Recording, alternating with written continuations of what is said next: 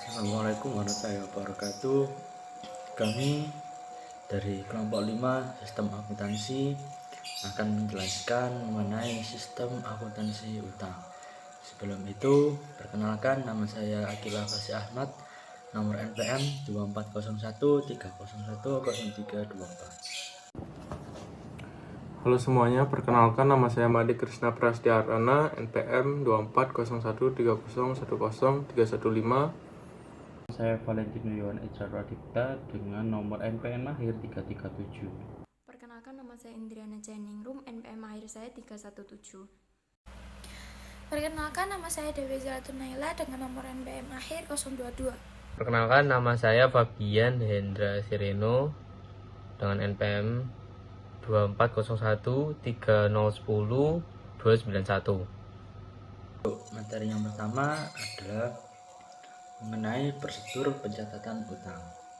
Setiap perusahaan dalam operasionalnya tentu akan melakukan transaksi pembelian, baik barang maupun jasa.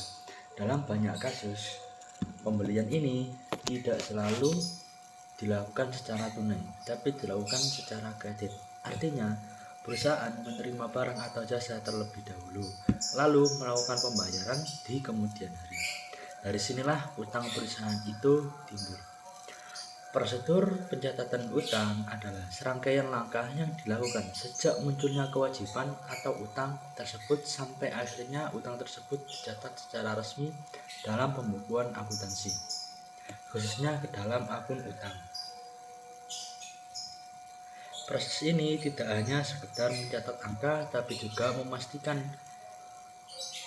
bahwa informasi yang masuk akurat dan terdokumentasi dengan baik. Informasi yang perlu dicatat biasanya meliputi nama pemasok, tanggal transaksi, jumlah utang, tanggal jatuh tempo, serta dokumen pendukung seperti faktur atau invoice. Prosedur ini sangat penting karena berfungsi sebagai pengendali internal. Dengan adanya pencatatan utang yang rapi dan sistematis, perusahaan bisa mengelola arus kas dengan lebih baik, mencegah keterlambatan pembayaran, serta menghindari terjadinya kesalahan pencatatan yang bisa berdampak pada laporan keuangan. Selain itu, prosedur ini juga mempermudah perusahaan dalam melakukan audit baik internal maupun eksternal. Yang perlu diperhatikan pada pencatatan utang ini adalah kaitannya dengan prosedur distribusi pembelian. Artinya setiap pembelian barang atau jasa harus melalui jalur yang jelas, mulai dari permintaan pembelian, persetujuan, penerimaan barang, hingga pencatatan ke dalam sistem keuangan. Ketika prosedur pembelian ini berjalan dengan baik, maka pencatatan utang pun bisa dilakukan secara efisien dan akurat. Pada akhirnya, pencatatan utang bukan hanya tugas dari bagian keuangan saja, tetapi melibatkan kerjasama lintas departemen, mulai dari bagian pembelian, bagian gudang, hingga bagian akuntansi. Semua pihak memahami prosedur ini agar operasional perusahaan berjalan lancar dan akuntabilitas tetap terjaga. Demikian penjelasan dari slide ini mengenai prosedur pencatatan utang. Di slide yang keempat ini saya akan menjelaskan mengenai fungsi yang terkait dalam sistem pembelian. Di dalam sistem pembelian terdapat 4 fungsi yang saling berkaitan. Yang pertama yaitu fungsi pembelian, yang kedua fungsi gudang, yang ketiga fungsi pengiriman, dan yang keempat adalah fungsi akuntansi. Berikut akan saya jelaskan satu persatu. Yang pertama yaitu fungsi pembelian. Di dalam fungsi pembelian ini bertanggung jawab untuk mengeluarkan memo debit untuk retur pembelian, atau istilahnya mengeluarkan sebuah invoice yang menyatakan akan meretur suatu pembelian. Yang kedua yaitu fungsi gudang. Di dalam fungsi gudang ini bertanggung jawab untuk menyerahkan barang kepada fungsi pengiriman seperti yang tercantum dalam tembusan memo debit yang diterima dari fungsi pembelian. Yang ketiga yaitu fungsi pengiriman. Di dalam fungsi pengiriman bertanggung jawab untuk mengirimkan kembali barang kepada pemasok sesuai perintah retur pembelian dalam memo debit atau invoice yang diterima dari fungsi pembelian. Dalam fungsi pengiriman ini bisa juga dikatakan sebagai fungsi untuk mendistribusikan kembali retur barang pembelian. Yang terakhir dan yang keempat adalah fungsi akuntansi. Fungsi akuntansi ini bertanggung jawab untuk mencatat. Adapun hal yang dicatat adalah yang pertama, transaksi retur penjualan dalam jurnal retur pembelian atau jurnal umum. Yang kedua adalah berkurangnya harga pokok persediaan karena retur pembelian dalam kartu persediaan. Seperti yang kita tahu, apabila ada retur pembelian, maka persediaan yang kita kembalikan otomatis akan mengurangi jumlah persediaan yang sudah ada.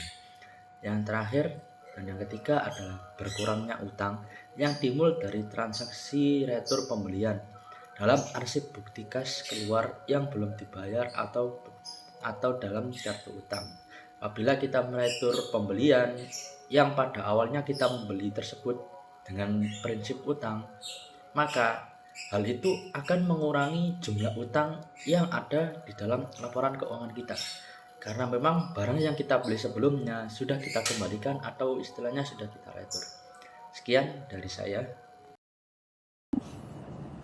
Baik, di sini saya akan melanjutkan materi yaitu mengenai dokumen yang digunakan dalam sistem retur pembelian. Yang pertama yaitu memo debit. Memo debit merupakan formulir yang diisi oleh fungsi pembelian yang memberikan otorisasi bagi fungsi pengiriman untuk mengirim kembali barang yang telah dibeli oleh perusahaan dan bagi fungsi keakuntansi untuk mendebit rekening utang karena transaksi retur pembelian. Yang kedua yaitu laporan pengiriman barang. Dokumen ini dibuat oleh fungsi pengiriman untuk melaporkan jenis kuantitas barang yang dikirim kembali kepada pemasok sesuai dengan perintah retur pembelian dalam memo debit dari fungsi pembelian. Selanjutnya yaitu catatan akuntansi yang digunakan.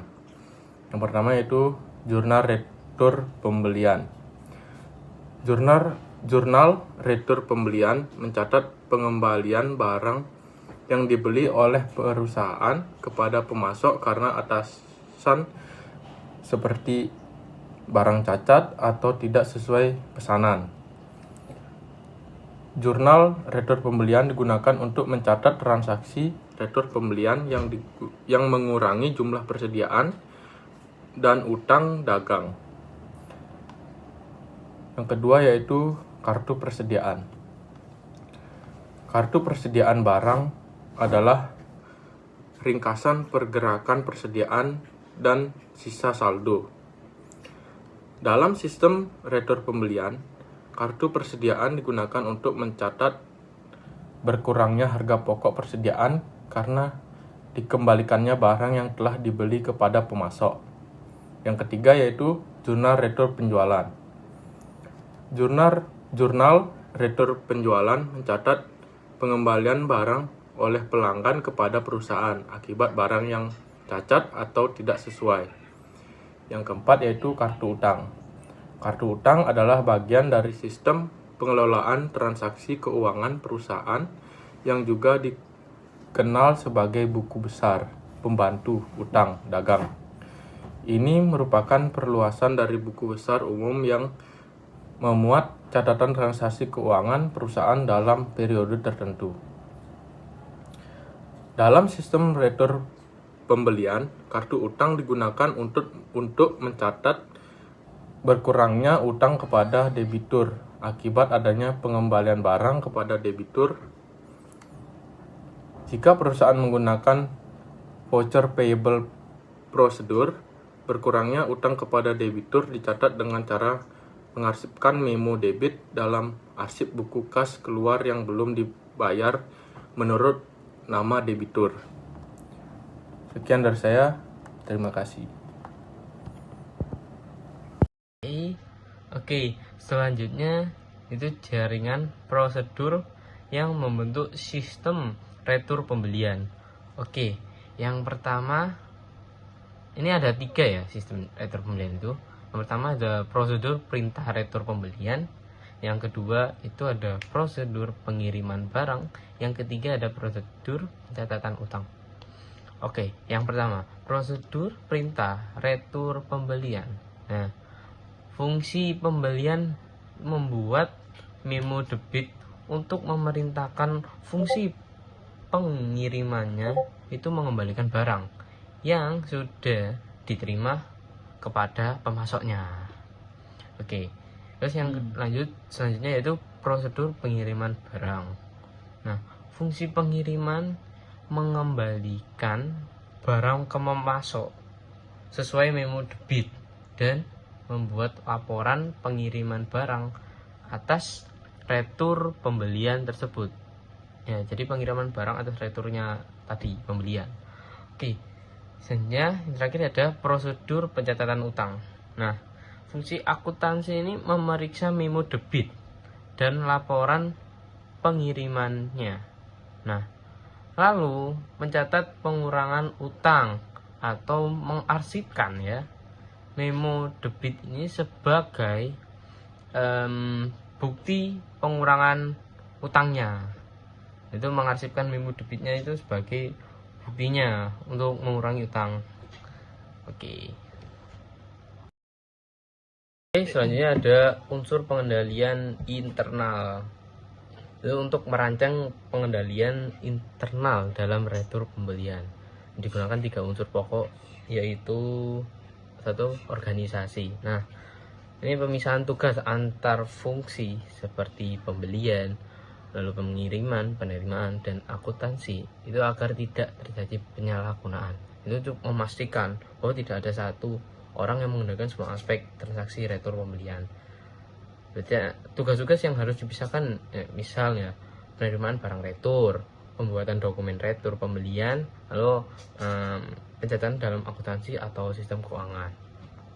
Lalu yang kedua itu ada sistem otorisasi dan prosedur pencatatan. Nah, ini setiap transaksi retur itu harus mendapat persetujuan atau otorisasi ya yang jelas menggunakan dokumen resmi seperti memo debit dan laporan pengiriman.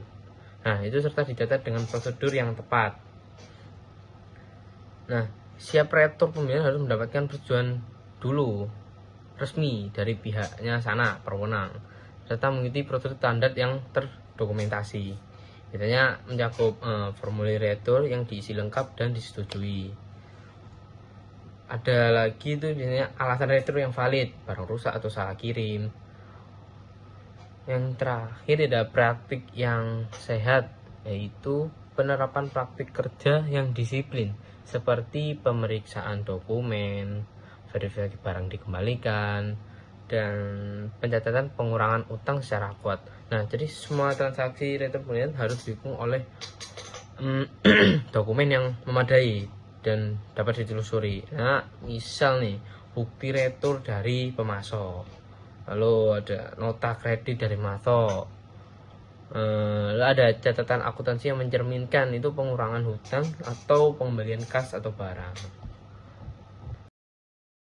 Nah, pada slide yang 9 ini saya akan menjelaskan mengenai distribusi pembelian beserta metode-metode distribusi pembelian yang biasanya dilakukan dalam kegiatan akuntansi dan distribusi barang dagang. Nah, mari kita mulai dengan distribusi pembelian. Apa itu sih distribusi pembelian? Pengertiannya adalah proses distribusi awal dilakukan oleh distributor atau pedagang yang membeli atau memperoleh produk barang dagangan dari tangan pertama, yaitu dari produsen secara langsung. Jadi proses ini merupakan langkah pertama dalam rantai distribusi barang sebelum barang tersebut dipasarkan atau dijual kembali kepada konsumen akhir. Proses ini penting karena menentukan kelancaran dari efektivitas proses distribusi tersebut.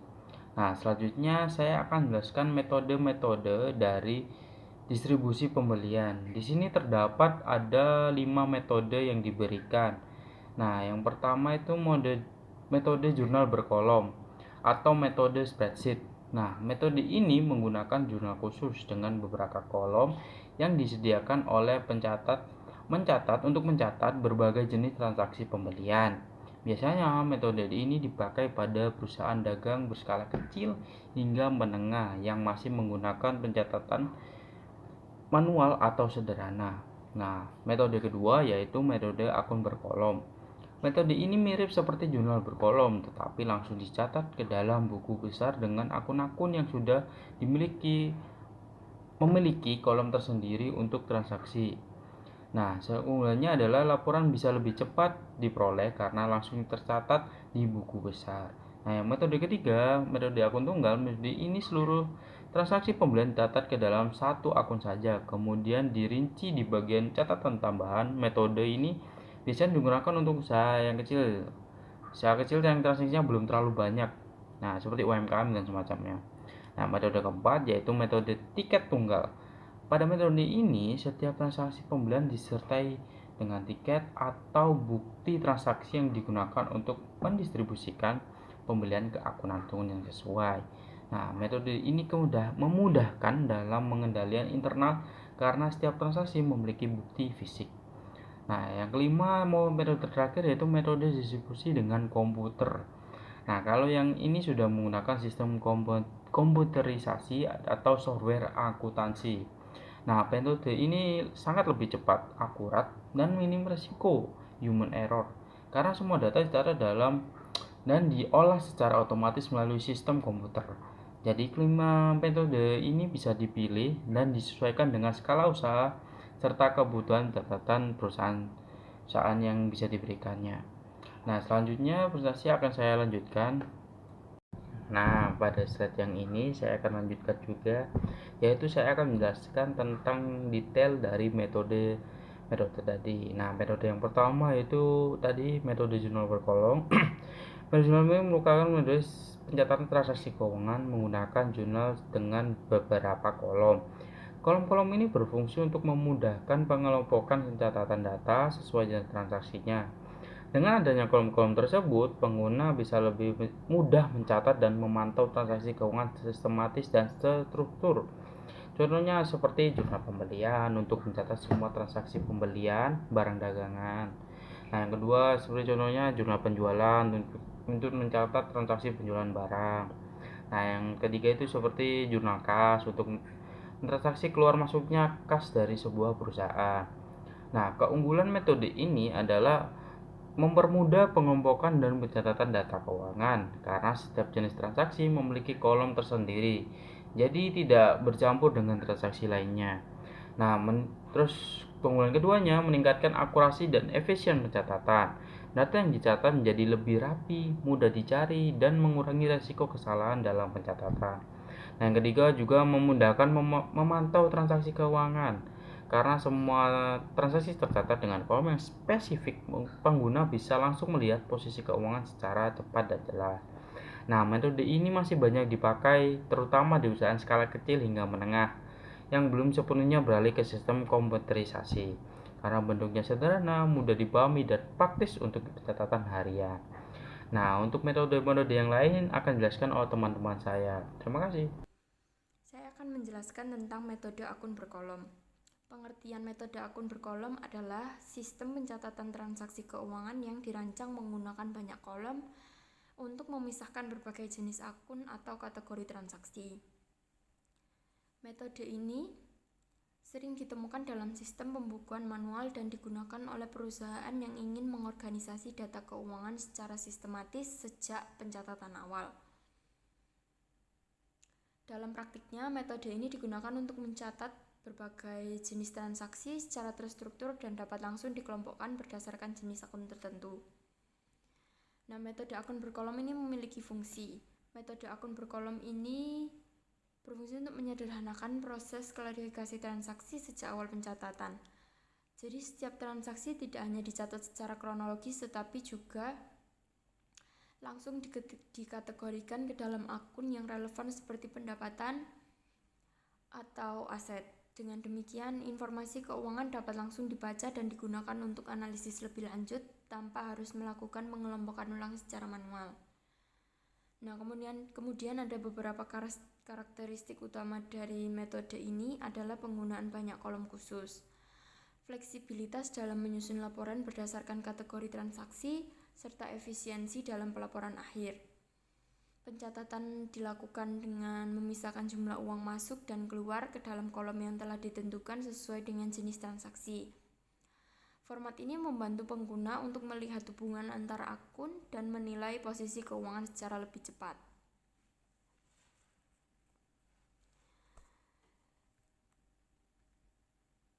Nah, kemudian ada keunggulan utama dari metode akun berkolom, yaitu kemampuannya untuk memberikan informasi yang lebih terstruktur dan akurat.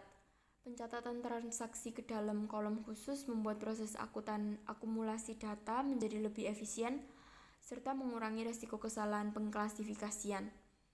Selain itu, metode ini memudahkan proses pembuatan laporan bulanan atau tahunan, karena data sudah tersedia dalam bentuk yang mudah dianalisis.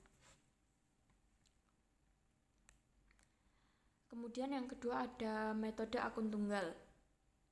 Nah, pengertian metode akun tunggal adalah metode pencatatan transaksi yang hanya mencatat satu aspek dari suatu transaksi.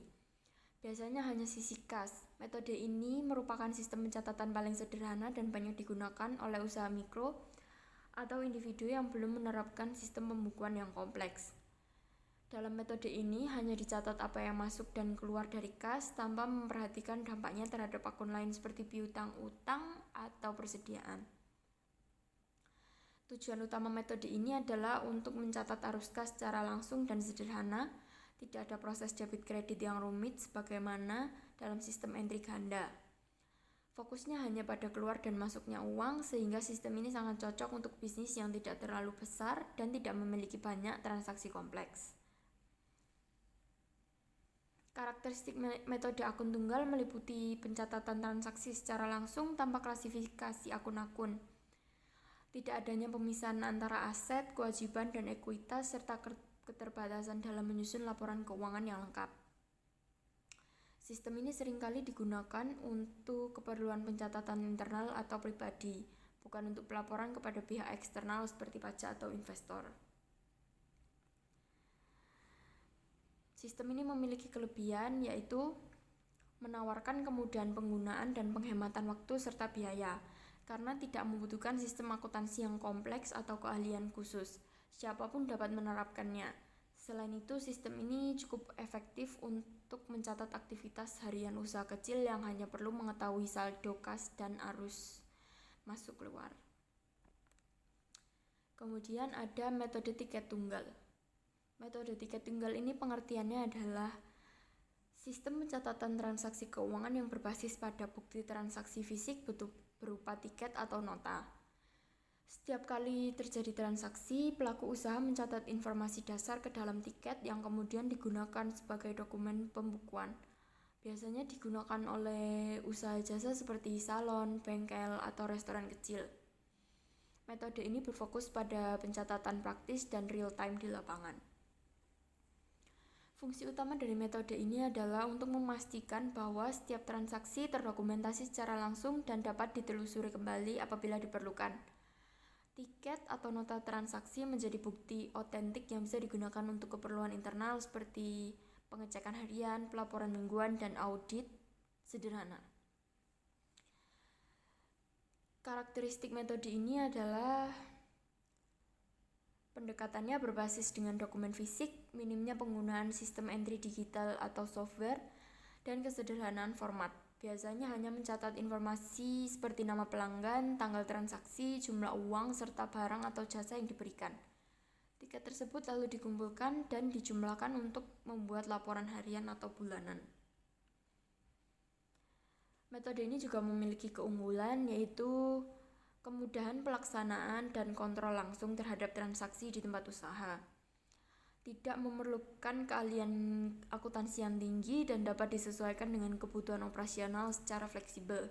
Selain itu, bukti transaksi tercetak dapat langsung digunakan sebagai arsip dan alat verifikasi.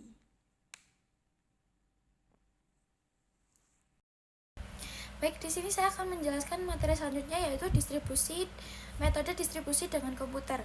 Nah, metode distribusi dengan komputer yaitu pendekatan modern dalam pencatatan dan pengelolaan transaksi keuangan. Dalam metode ini, sistem komputer digunakan untuk mengotomatisasi seluruh proses pencatatan, pengelompokan, dan pelaporan data keuangan secara sistematis dan terintegrasi. Nah, penggunaan teknologi ini memungkinkan proses akuntansi berlangsung lebih cepat, efisien, dan minim kesalahan. Nah, setiap transaksi yang terjadi dapat langsung tercatat dalam sistem, diklasifikasikan secara otomatis, dan tersimpan dengan rapi dalam basis data terpusat. Contoh sistem komputer yang umum digunakan dalam metode ini yaitu seperti software akuntansi, Accountrad atau ERP, lalu ODOO. Nah, sistem-sistem ini memungkinkan perusahaan untuk mengintegrasikan aktivitas keuangan dengan kegiatan operasional lainnya seperti pembelian, persediaan, dan produksi.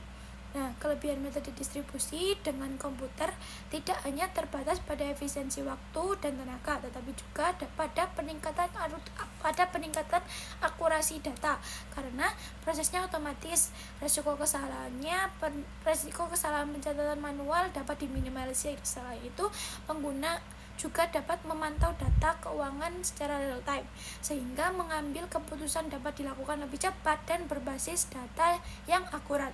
Nah, secara keseluruhan, metode ini sangat bermanfaat bagi perusahaan yang ingin meningkatkan kontrol terhadap transaksi keuangannya dan mengoptimalkan sistem pengendalian internal. Lalu, untuk materi selanjutnya yaitu kesimpulan. Nah, saya akan menyampaikan beberapa kesimpulan dari materi yang sudah kami sampaikan sebelumnya. Sistem akuntansi utang merupakan bagian penting dari sistem informasi akuntansi yang mengatur bagaimana perusahaan mencatat, memantau, dan mengelola kewajiban kepada pemasok atau kreditur. Nah, sistem ini tidak hanya mencakup pencatatan utang dan transaksi pembelian, tetapi juga mencakup distribusi pembelian dan pencatatan atas retur pembelian. Nah, dalam sistem retur pembelian terdapat dua dokumen utama yang digunakan, yaitu memo debit dan laporan pengiriman barang.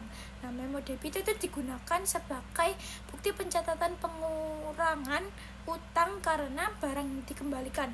Sedangkan laporan pengiriman barang berfungsi sebagai bukti fisik bahwa barang itu tuh benar-benar telah dikirim kembali ke pemasok. Nah, catatan akuntansi yang diperlukan untuk mencatat retur pembelian meliputi jurnal retur pembelian yang mencatat transaksi retur ke dalam sistem, kartu persediaan yang menunjukkan berkurangnya jumlah barang yang tersedia, dan kartu utang yang mencatat pengurangan saldo kewajiban kepada pemasok. Adapun prosedur dalam sistem retur pembelian terdiri dari beberapa tahapan. Yang pertama yaitu dibuat perintah retur pembelian yang biasanya dikeluarkan oleh bagian gudang atau penggunaan barang. Yang kedua, barang yang dikirimkan kembali ke pemasok sesuai prosedur pengiriman. Lalu yang ketiga, bagian akuntansi mencatat ke pembebasan utang yang berkaitan dengan retur tersebut. Nah, dalam pencatatan utang terdapat dua metode utama yang umum digunakan di berbagai perusahaan, yaitu metode account payable procedure dan voucher payable procedure. Pada account payable procedure, pencatatan dilakukan melalui kartu utang, jurnal pembelian, dan jurnal pengeluaran kas. Nah, metode ini tuh mencatat setiap transaksi pembelian dan pembayaran secara langsung berdasarkan dokumen yang masuk. Nah, sementara itu voucher payable procedure menawarkan sistem pencatatan yang lebih terstruktur dan terkendali. Dalam metode ini, setiap pembayaran dilakukan berdasarkan voucher kas keluar yang telah disetujui sebelumnya, serta dicatat dalam register cek. Nah, voucher kas keluar memiliki 3 fungsi utama yang penting dalam pengendalian internal.